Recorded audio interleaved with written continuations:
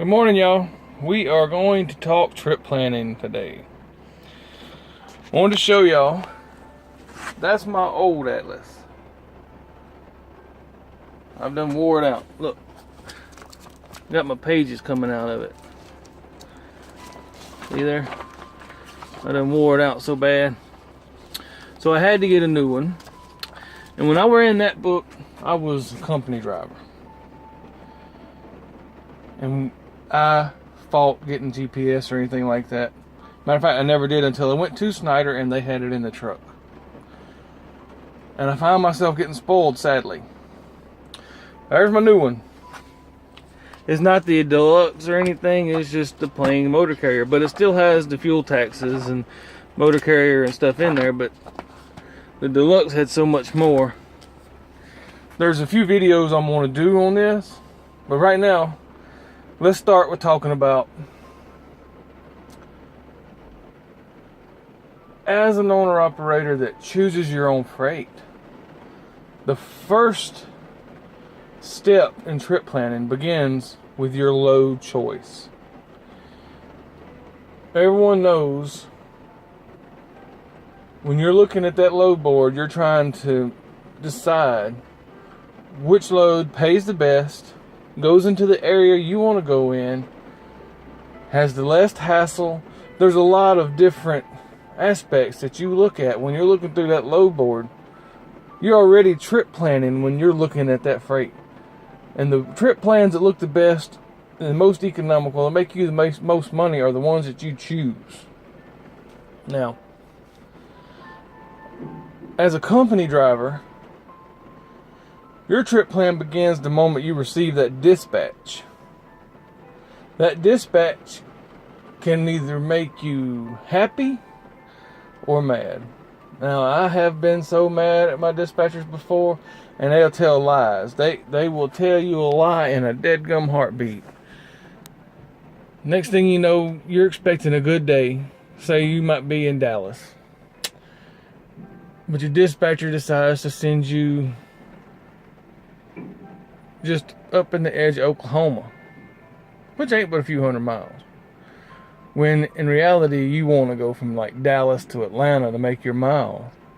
But as a percentage guy, and as an owner operator, that load that goes from Dallas over into Oklahoma may pay you a lot better per mile than that load that goes from Dallas to Georgia. Let's just say that load from Dallas to Georgia. These are completely made up numbers. They don't reflect anything off Snyder. Say that load that goes to Georgia pays you $1 a mile. But that load that goes up to Oklahoma pays you almost $3 a mile. Even though it's only a couple hundred miles, you'll make just about as much on that load as you will going all the way to Georgia. So there's a huge difference between company driving and owner-operator driving. And we'll get into some of those differences and everything. I'll try to keep them together. I don't want to separate the company and the owner-operator trip planning videos. I want to try to keep them together so everybody can follow along on the same video. Hey, and y'all may think I'm a joke. I'm just doing this because I like to do it. So, watch it, like it. It's up to you. Something I tell myself as an owner-operator, as a company driver, I never even worried about fuel taxes. And I never knew or paid attention to the fact that my fuel taxes are listed in the front of this book. Now, I'm going to do a video on the fuel taxes one day, because I'm going to compare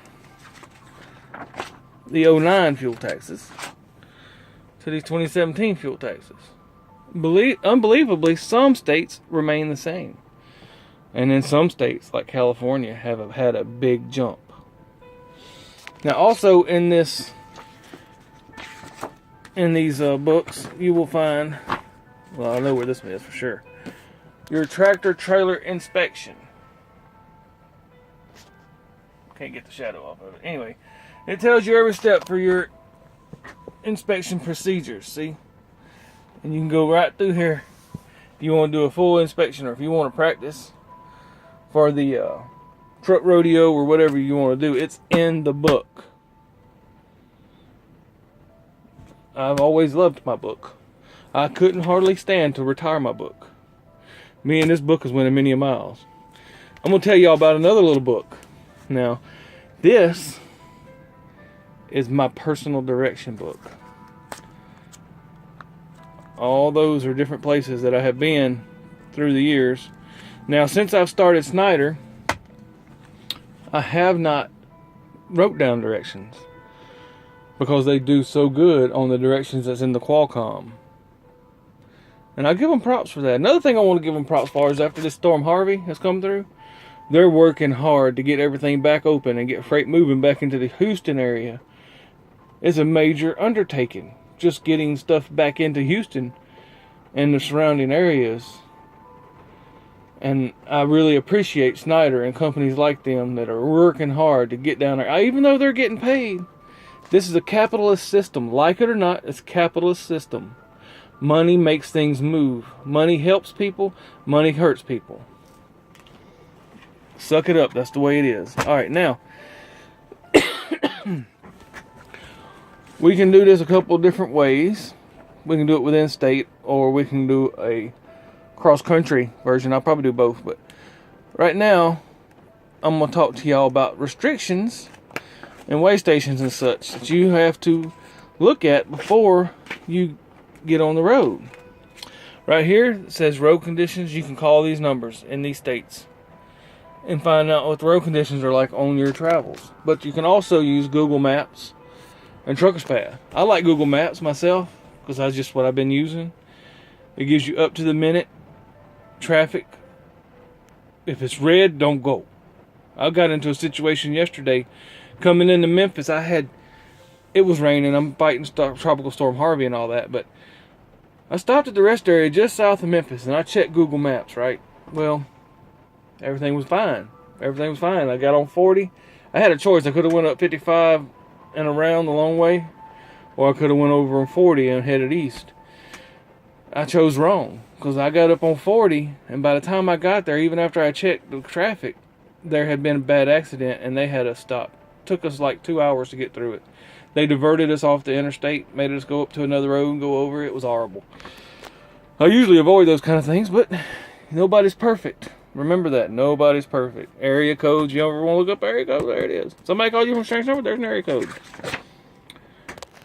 Access policies. Combination vehicles. Your bridge formula. Bam. If you don't have your axle set right on your trailer, you will get a ticket. Florida almost gave me a $100 ticket years ago. $100 ticket. They was wanting to give me, but the guy let me slide. Bless his heart. Bless him. And I hope he ends up being a millionaire. National weight and size provisions. Gives you your height, your width, your length, your weight per axle, your total, everything. That's pretty cool. Weight and size limits. State and provincial contacts. If you want to call somebody to find out something, there's your numbers for each state. Operating authorities. Overweight. State police numbers. I've had to call the state police for flooding and stuff like that before. Radioactive. I ain't fooling with none of that. I ain't fooling with no hazard. That's one thing the Christian trucker does not fool. Do not fool with hazardous materials. Alright. Now here's the one that everybody needs to use. Even if you're using your GPS, please come back. Look in your book at the low clearances, okay? Swift, you hear me? Look in your book for the low clearances. Each state is in here. Each state is listed, all their low clearances. If you're going to have to take a back road or a road you didn't decide on earlier, stop and look in the book. You don't want to be going down. Let's see if I can get to focus. It does not want to focus. Try this one. Anyway, that's everybody right. You don't want to be going down Indiana 17 and all of a sudden, ooh, there's a 10-foot 11 bridge. Then what are you gonna do? You try to turn around a rig in a 53-foot trailer. It's happened before. Folks have messed up. Now, also on these low clearances, they have your weigh station locations. The DOT is not your friend. The DOT is not your buddy. If you can avoid a weigh station, avoid it. They are out there to gather revenue for their state, to write tickets, and maybe keep you safe. All right, restricted routes. Each one of these has restricted routes. Some of these restricted routes are just mainly because of weight. Now, in Mississippi, I can tell you firsthand knowledge, most of our restricted routes are basically because it's a state highway and the weight is 57,000, I think it is. Let's see, where's it at?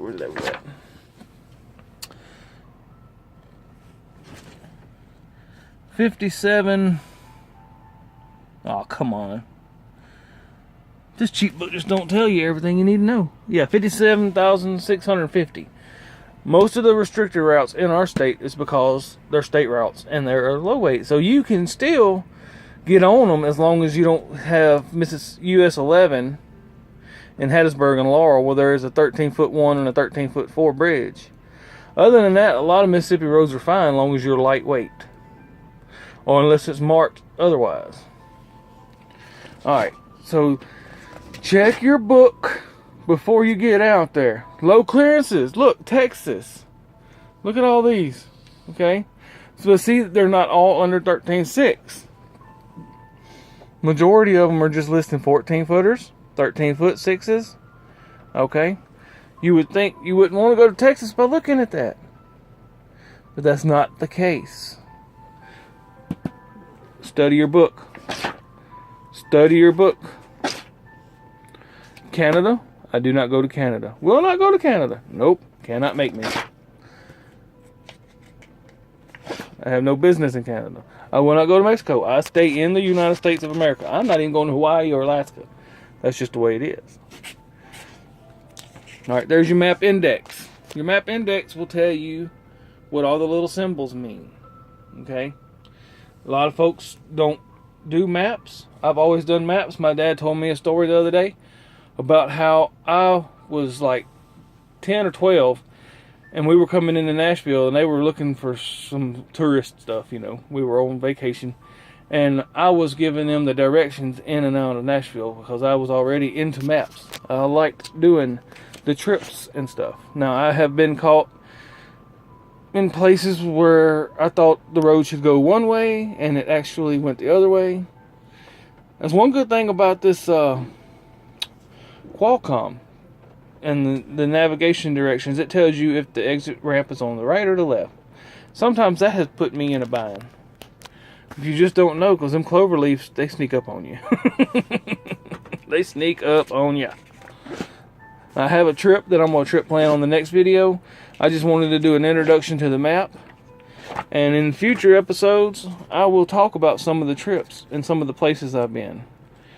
Like that one right there. That's Riceland. That's in Arkansas. Stuttgart, if I'm not mistaken.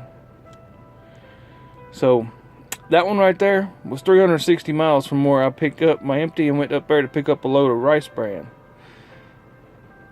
That was always fun. You had to go in there and there would be a line of 10 to 12 trucks. It was very fun. There's some numbers and some guys on there that I used to use. Anyway, that's like I say, it's full. It's full. There's a lot. I mean, front and back. I love that little book. I don't lose that little book. Even though I don't go to those places, I still keep it because you never know. Might end up back at them. So that is it for this episode 1 of Trip Planning. God bless, and we'll holler at you next time.